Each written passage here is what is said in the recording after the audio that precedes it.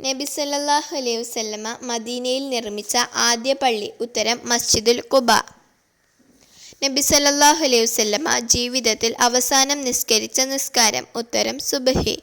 ആദ്യം പേന കൊണ്ട് എഴുതിയത്? ഉത്തരം ഇദ്രീസ് അലൈഹിസ്സലാം. ഒരു പ്രവാചകന്റെ വിവാഹ കഥ ഖുർആനിലുണ്ട്. ആരുടെ? മൂസ അലൈഹിസ്സലാം. നബി സല്ലല്ലാഹു അലൈഹി വസല്ലമയെ കാണാത്ത ഒരു സഹാബി? ഉത്തരം അന്ധനായ ഉമ്മു മക്തൂം.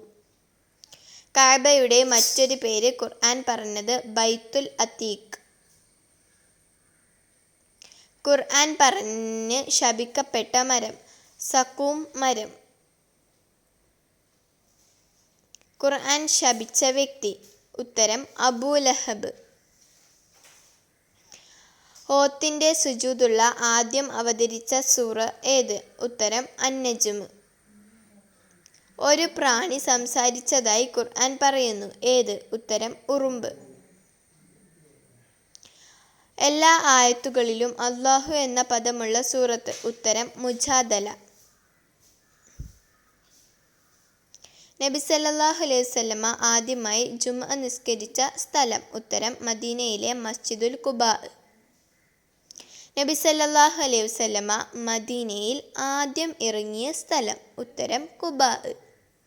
നബി സല്ലല്ലാഹു അലൈഹി വസല്ലമയുടെ കയ്യിൽ നിന്ന് വെള്ളം ഉറയെടുത്തത് എത്ര പ്രാവശ്യം? ഉത്തരം 12 പ്രാവശ്യം. നബി സല്ലല്ലാഹു അലൈഹി വസല്ലമയോട് രൂപസാദൃശ്യമുള്ള മകൾ? ഉത്തരം ഫാത്തിമ റളിയല്ലാഹു അൻഹ.